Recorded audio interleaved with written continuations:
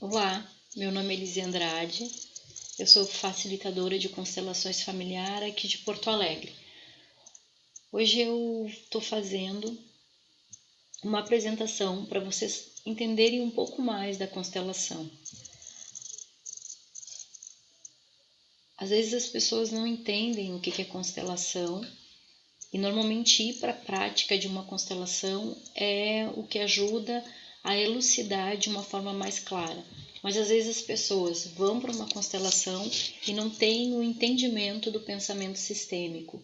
E aí às vezes compromete alguns trabalhos, por não entender, por querer entender, por ficar muito no plano do racional. E a constelação ela trabalha no inconsciente coletivo. Então eu queria te convidar hoje para ouvir essa apresentação e eu torço para que ela traga conhecimento e crie amplidão na tua alma. Vamos começar? As constelações elas foram criadas pelo Bert Hellinger, que era um alemão que foi pedagogo, filósofo, teólogo, só que durante muitos anos ele foi padre. E através da abordagem fenomenológica, ele descobriu que existiam campos de ressonância, que são os campos morfológicos. E como a gente identifica isso? Através do movimento dos pássaros que vão para o norte. Como é que eles viajam do norte para o sul? Como é que eles sabem dia, horário, hora? E como é que eles sabem que cada um tem um lugar para poder fazer esse designer de voo? Como é que os salmões nadam contra a corrente para procriar? Como que isso acontece? Como é que isso acontece, né? Sendo que, na verdade, esse movimento acontece todos os anos e os salmões, depois de procriar eles vão para a morte. Um outro movimento é o João de Barro. Como funciona com os pássaros? Os pássaros alimentam, colocam para voo e voa lá. Não tem como voltar e perguntar, mãe, como é que eu faço essa casa? Não. E o João de Barro, ele começa de dentro para fora. E o que é isso, então? Isso é o inconsciente coletivo que a gente traz. É os campos morfológicos, ou os campos de pertencimento, ou os campos de ressonância, ou os campos do nosso sistema familiar.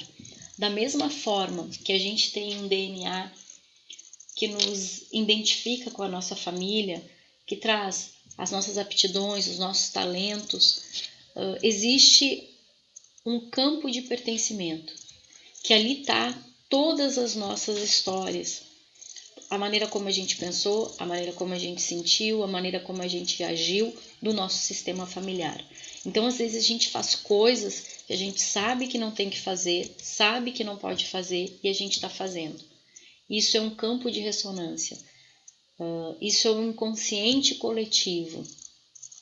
Existe uma força maior dos nossos ancestrais sobre nós, que eles atuam sobre os nossos dias atuais. O Bert ele fala de 3 leis sistêmicas.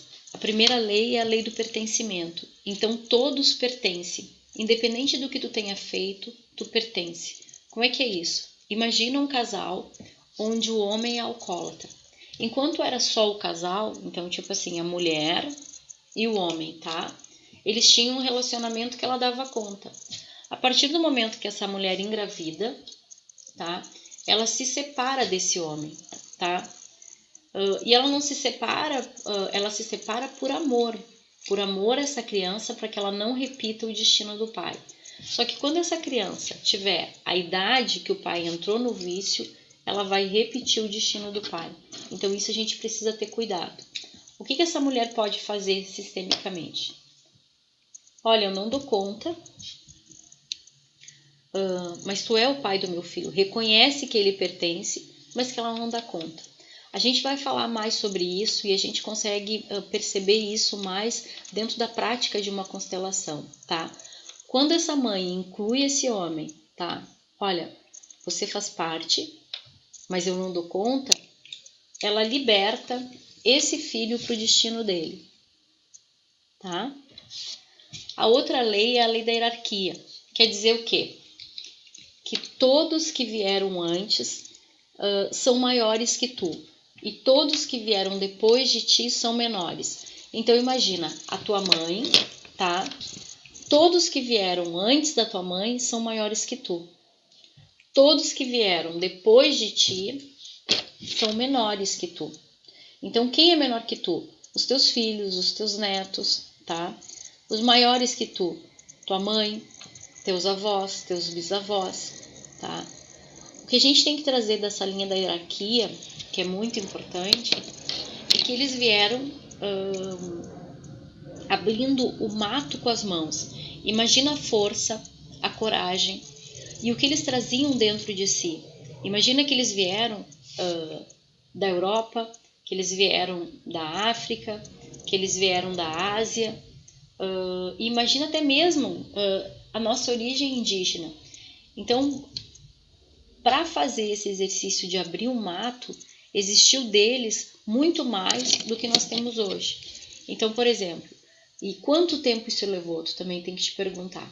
Hoje, se tu quiser abrir um mato na tua casa, tu vai entrar no Google, pegar um passo a passo, ir na Leroy ou na Merlin, que tem aqui em Porto Alegre, tá?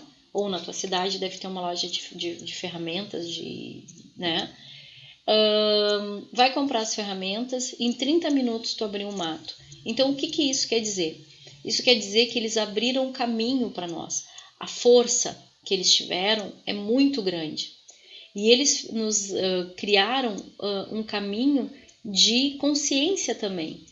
Então, a gente pode imaginar assim, ó, que eles eram como uma carroça numa estrada de chão batido. Só que as condições de pressão e temperatura é muito pior que isso, né? A gente sabe.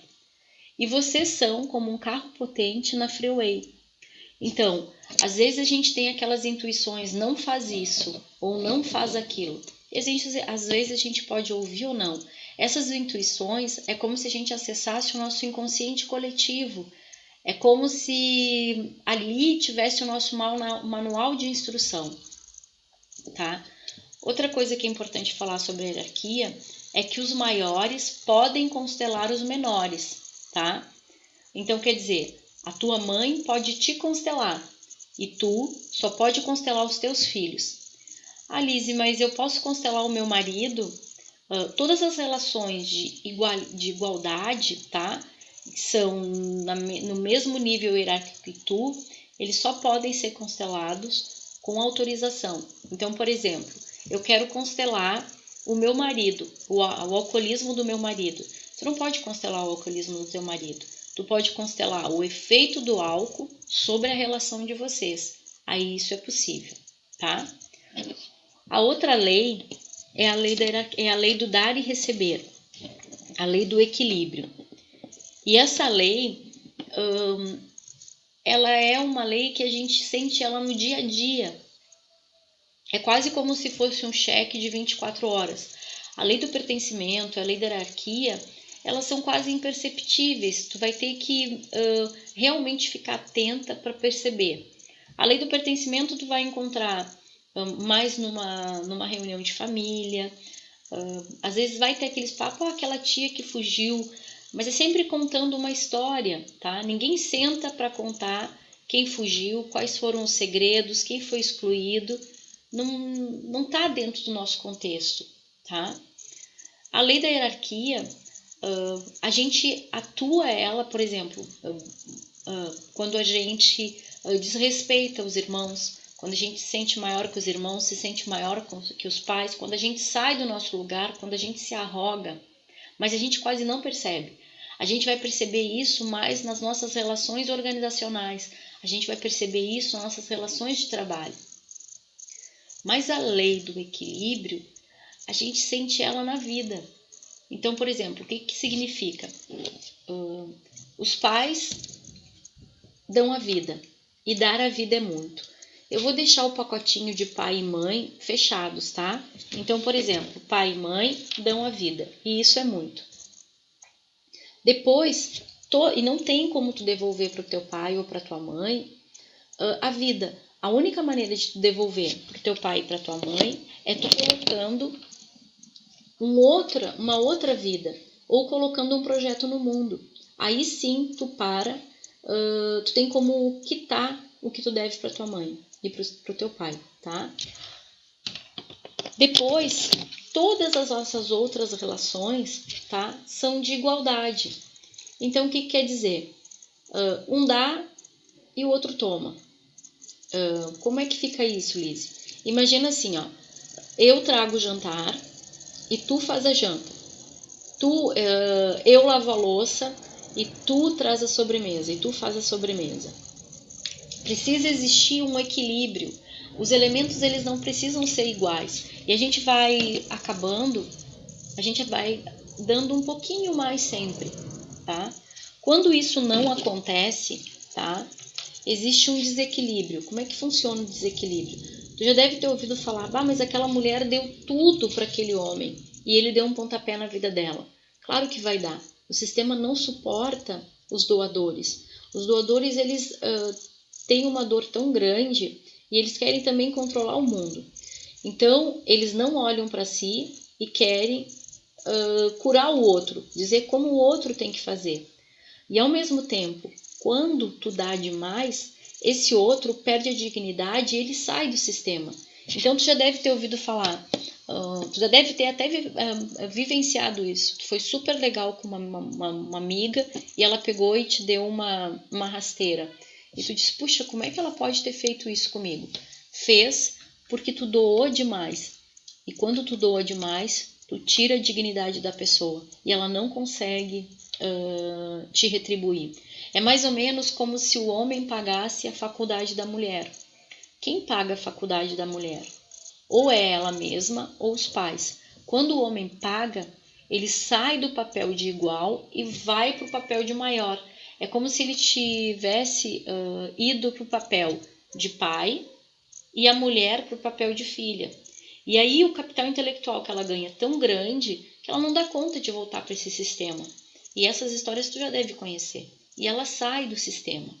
A não ser que eles tenham feito uma combinação. Olha, tu paga minha faculdade e eu pago a tua pós-graduação.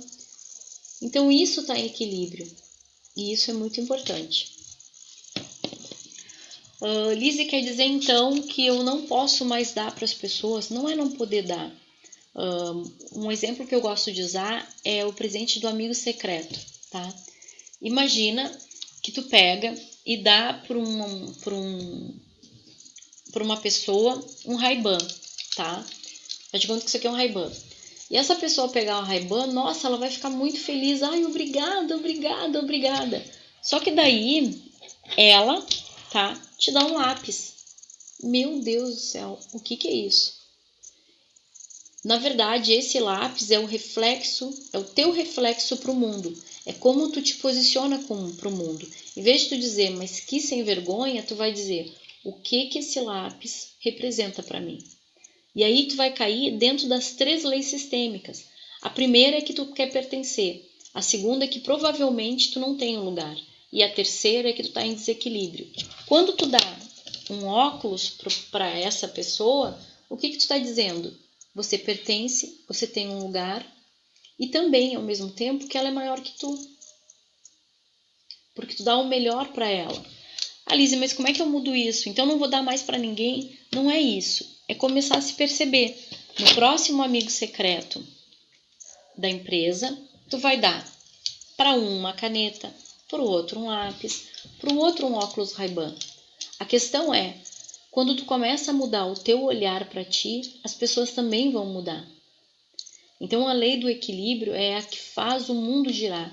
E a gente tem que estar atenta a ela, porque ela é todo dia como se fosse uma provinha para nós, sabe? Onde é que eu pequei? Onde é que eu estou deixando de fazer? A gente tem que ter esse olhar.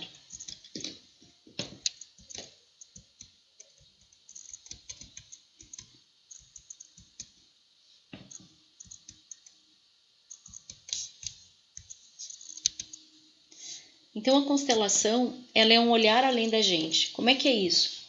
Quando tu passa por um processo de constelação, imagina que tu olha todos que vieram antes de ti. Tu reconcilia quem vem antes de ti. Tu organiza a tua vida e tu liberta quem veio depois. Então ela é um olhar além da gente e isso é uma coisa maravilhosa. Normalmente, a gente conhece só um pedaço do filme. Eu botei os Simpsons ali. Eu gosto dessa imagem. Então, como é que é isso? Aqui, a gente vai conhecer pai e mãe, alguma coisa dos avós maternos e paternos, alguma coisa dos tios, primos e os nossos irmãos. E aqui eu sempre digo que a gente é finos, elegantes e sinceros e arrogantes. Aqui nada acontece. Não tem abuso, não tem corrupção, não tem assassinato, não tem suicídio, não tem segredo. Essa é uma família feliz. Só que, na verdade, o filme todo está ligado a toda a nossa descendência. Dos índios, dos europeus, dos africanos, dos asiáticos. E aqui tem todos os perrengues e toda a força desse sistema. Então, aqui teve abuso, suicídio, assassinato, incesto, homossexualidade, relação interracial, todos os perrengues estão aqui. A questão é que, como a gente está hoje, a gente acha que nós somos imaculados, e não é. A gente tem que entender que nesse cenário eles fizeram o que eles podiam, dentro do contexto, dentro da crença e dentro da cultura de cada um. E isso, quando a gente começa a perceber isso, a gente cria uma leveza e vai para o nosso lugar. Só que para acessar essa força ou os perrengues, depende do olhar que nós temos sobre ele. E também passar por um portal. E esse portal são os pais. E esses pais, não existe um processo seletivo para ser pai. Não vem um anjo celestial dizendo: ah, Lise, tu quer ser mãe? Tu é exemplo, tu é do bem, tu é centrada, tu é equilibrada. Eu vou dizer mais ou menos: ah, então não dá para tua filha descer, tá? Aqui está o manual de instrução. Vou pegar o manual de instrução. Aqui está o manual de instrução para te aprender a ser pai. Não existe isso. É uma ordem divina que diz para minha filha: olha, filha da Lise, a minha no caso é Lari, né? Lari, tu tem que descer para cumprir o teu propósito divino. Aqui tem a Lise e o teu pai disponível para fazer com que tu cumpra o teu propósito divino. Eles têm as potencialidades e as fragilidades que tu precisa para desenvolver o teu propósito. Forte isso, né? As sabedorias espirituais, a maioria fala que nós escolhemos os nossos pais.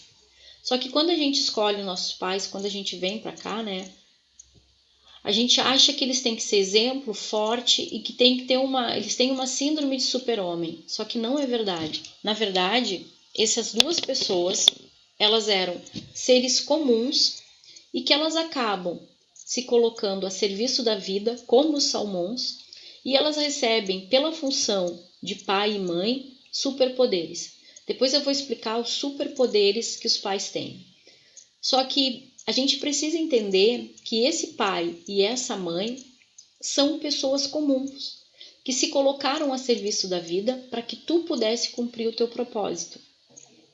Quando a gente está no plano celestial, a gente pensa, né? Vou dar conta. Não vai dar conta. Quando vem para cá, a gente percebe que a gente não dá conta. E aí a gente olha eles com arrogância. E a gente tem que mudar esse olhar, tá? Quando tu tomar os pais, o que é? É aceitar eles do jeitinho que eles são, tá? Dentro das suas potencialidades e fragilidades. Quando a gente para de julgar os pais e toma a vida, que a vida é muito, tá? A gente pega a força desse sistema aqui, ó, desse sistema. E aqui a gente vai pegar toda a força da nossa ancestralidade. Os pais, eles só são os coadjuvantes para que tu possa cumprir o teu propósito divino. Então, quando tu olha essa árvore genealógica dos ascendentes, tu percebe que tu faz parte e que tu não pode ser maior que eles, e que tu é menor que eles, e que tu recebe todas as informações que vêm deles. Tu é a melhor atualização do sistema, mas eles são maior e mais importantes que tu. Eu gosto de fazer uma analogia como se fosse aqueles computadores antigos. Então a tua mãe, ela vai ser aquele computador que cabia dentro de uma sala. Tu vai ser um notebook de mesa. E o teu filho vai ser um chip. Então, quando a gente olha para os nossos filhos, para quem tem filhos, a gente sabe que a gente olha para eles e diz: nossa, mas eles são tão inteligentes. E eles são a nossa melhor atualização. Hoje, em 2018, tu é a tua melhor versão. Os teus filhos são as melhores versões, tá? Então a gente tem que olhar também para essa nossa árvore genealógica, olhar para quem veio antes da gente e perceber que antes de nós tem 11 gerações. O cálculo era 4.000 pessoas, eu arredondo para 5. Então tu imagina o que tem de história, o que tem de vivência, o que tem de amor, o que tem de dor, o que tem de declínio, o que tem de fracasso. Tu não faria melhor naquele cenário, com aqueles pais, naquele contexto, com aquela cultura. Ter esse pensamento faz com que tu consiga ter uma vida com maior fluidez. Quando a gente consegue entender que os pais deram o que eles podiam, tu vai para a vida com completude. Mas existem 2 movimentos que a gente tem que fazer. Quais são? Primeiro, o filho, tá? Olhar para o pai e para a mãe. Como que é isso? Tenta imaginar que esse filho é como se fosse um cafezinho com leite. Papai é cafezinho, mamãe é leite. Quando tu mistura os dois, vai dar o café com leite. Não tem mais como tu separar. Então esse filho tem que olhar para esse pai e dizer: eu aceito, eu acolho, eu tomo os meus pais. Aí ele vai para a vida para cumprir o destino dele. Um outro movimento é essa mãe ter que olhar para esse pai. E ela tem que olhar para ele e incluir dentro do coração dele, não o homem, porque a relação que ela tem com esse homem é uma coisa, mas a relação parenteral que ela tem com ele, em função desse filho, é outro. Então ela tem que olhar para ele e dizer: eu te amo através do nosso filho. E quando ela tem esse olhar, o filho também vai para a vida. A mãe é como se fosse a rainha do castelo, a que tivesse a chave do universo. O pai é muito importante, o pai é o mundo, mas é a mãe que libera a gente para a vida, tá? Quando a mãe tem essa posição de acolher o pai, o filho, de tomar os pais, ele fica livre dos emaranhamentos. Agora a gente vai falar do que é o pai e do que é a mãe. A gente tem que lembrar que todos estamos a serviço da vida, que dar a vida é muito e que cada um deu aquilo que pôde. Então o que a gente sabe da mãe? A mãe, ela é a prosperidade, ela é a profissão, ela é o sucesso, ela é o relacionamento. E isso é muito importante. Quem é o pai? O pai vai ser a comunicação, vai ser a ordem, vai ser a força, vai ser a realização. O pai vai ser o trabalho, vai ser o dinheiro em espécie. Então o que acontece quando a gente não tem mãe? A gente vive no ministério do ar.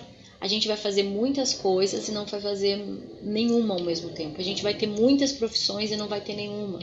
A gente vai se dar com todo mundo e não vai se dar com ninguém. A gente vai ter muitos relacionamentos e não vai ter nenhum amor, tá? O dinheiro, ele entra e ele sai.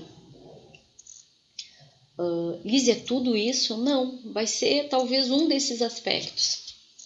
Quem não tem pai? Quem não tem pai vai ter dificuldade com hierarquia, vai ter dificuldade de aprendizado, vai ter déficit de atenção. O pai, ele é o trabalho, então provavelmente ele não vai ter um trabalho, ele vai ter vários trabalhos. Ele vai ter dificuldade para realizar as coisas. Não que ele não realize, mas vai fazer força, vai fazer mais força do que habitual. Ele pode até conseguir, mas o esforço sempre vai ser maior. Quando a gente não toma os pais, a gente vive num triângulo familiar, que é uma desordem familiar.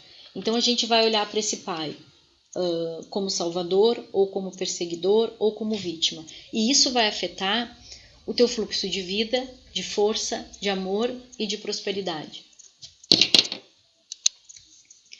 E esse triângulo ele vai resultar nas dificuldades sistêmicas. Então a gente vai ter problema de relacionamento, problema familiar, problema de saúde, problema organizacional. A gente não vai achar o nosso lugar no mundo. A gente vai ter problema financeiro. Lise, é tudo isso misturado num só? Não, não é tudo isso misturado num só. Vai ser um aspecto, mas esse aspecto ele vai afetar muito a tua alma. Mas quando a gente consegue tomar os pais, aceitar os pais, imagina ali tem um casal, né? Ali é o pai e a mãe, tá? Aquela garrafa de champanhe é toda a nossa ancestralidade. E quando a gente toma os pais, a gente acessa a toda a força que existe no nosso sistema. Então a primeira taça vai ser tu. As outras 2 taças vai ser tu e o teu parceiro, ou a pessoa que tu escolher para partilhar a vida. E depois embaixo da cascata vão ser os teus descendentes. E quando tu toma eles com fluidez, com amor, tu vai para a vida com fluxo de força, de amor, de prosperidade. Mas digamos que tu não tomou um deles, ou o pai ou a mãe.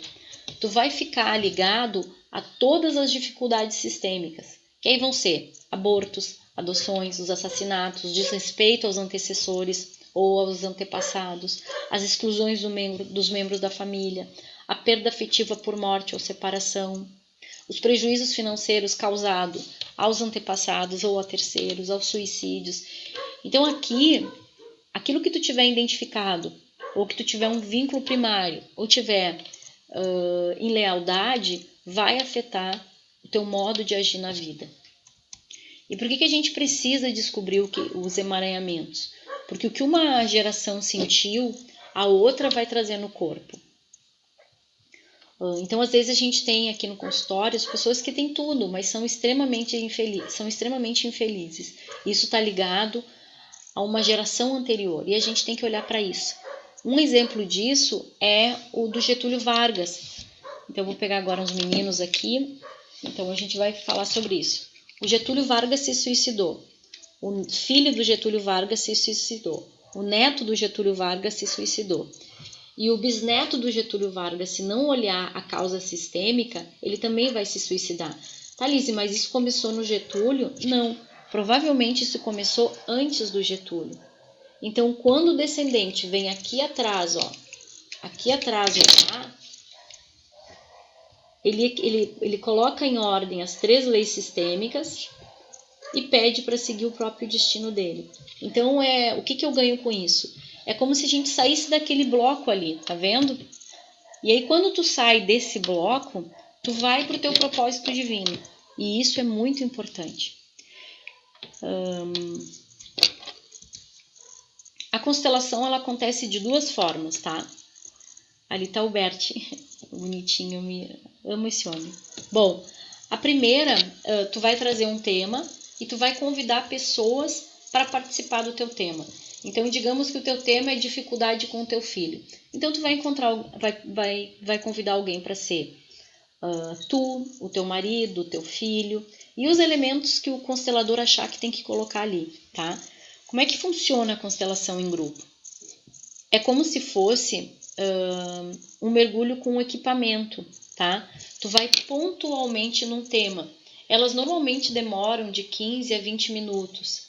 Tu tem que ter a percepção que é assim, ó, a vida é como se fosse uma cebola, tá? Só que ela é uma cebola em espiral, ela tem várias camadas. Numa constelação em grupo, a gente consegue trabalhar uma camada. A gente tem que ter o cuidado aí, o constelador, na verdade, é para trabalhar só com sentimentos primários, tá?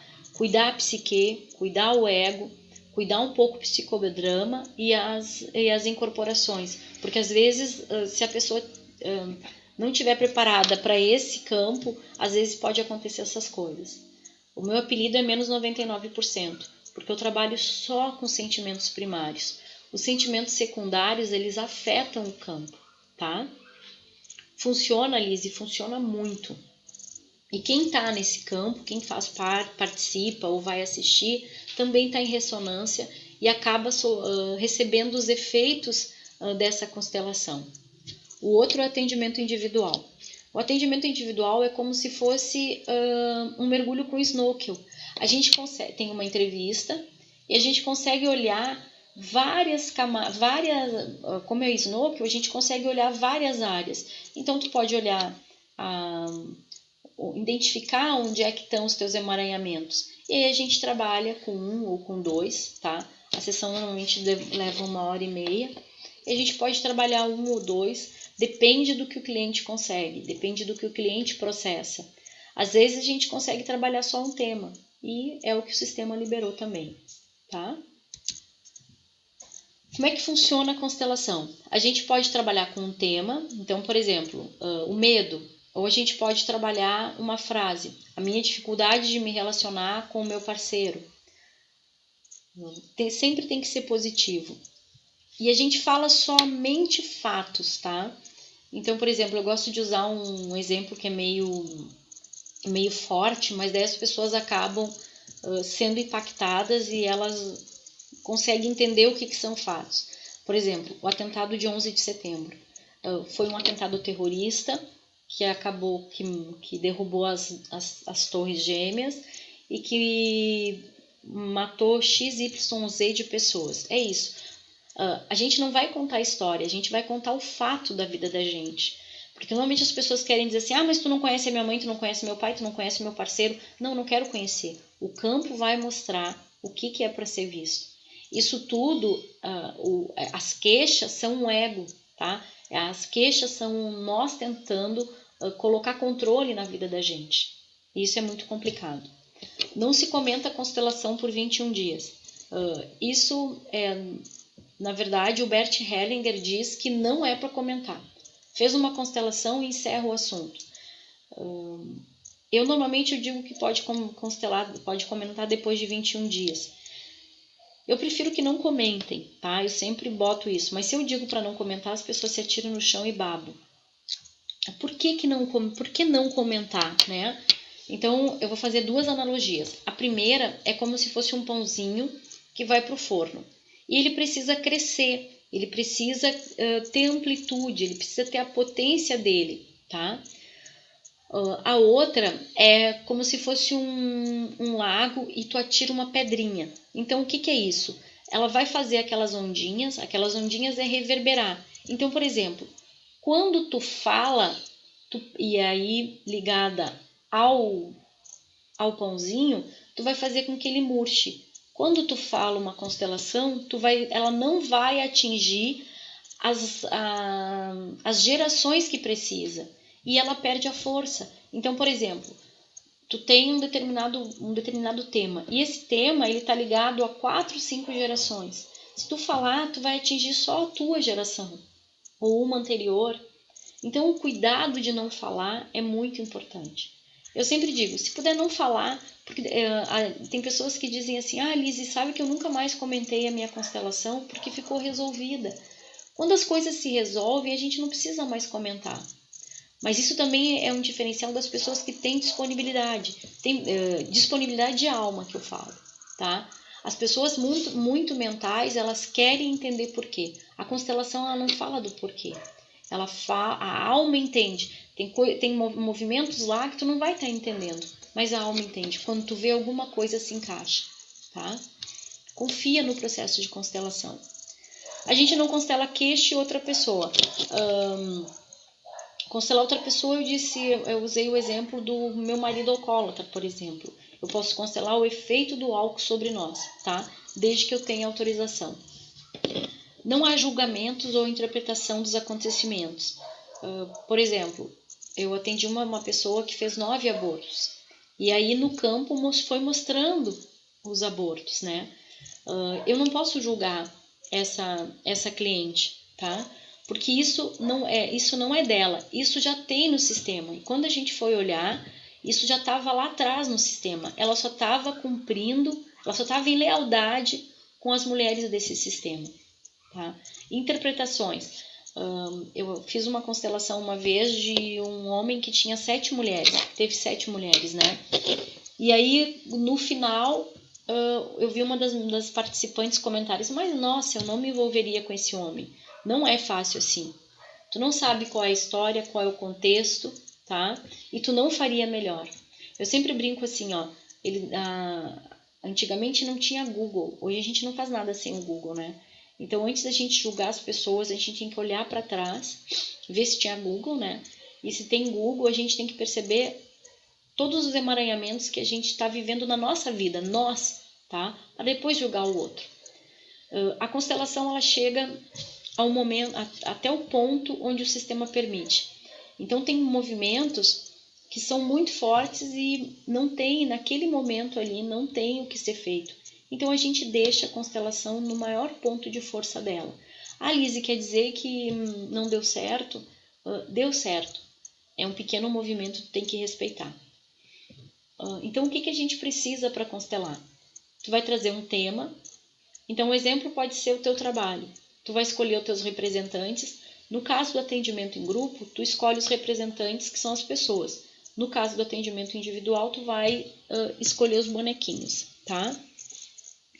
E tu vai posicionar essas pessoas, tu vai convidar elas e tu vai colocar elas num campo que existe lá, é uma sala, vai colocá-las num espaço determinado e tu vai posicionar elas. E depois a gente vai liberar os movimentos através de uma solução.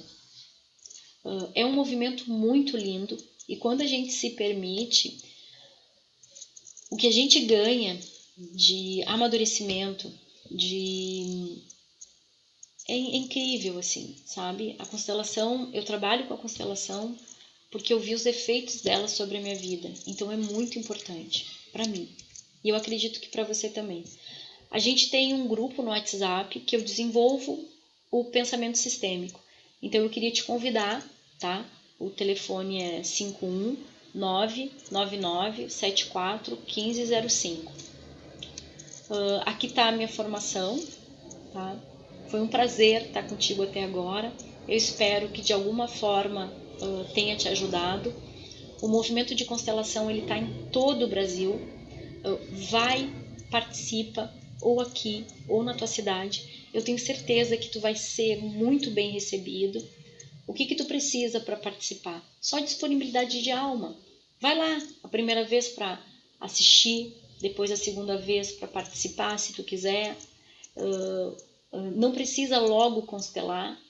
Às vezes a gente leva um tempo para constelar e também não tem problema. Tem gente que já chega constelando, também não tem problema. Respeita o ritmo do teu coração, tá? E isso é muito importante.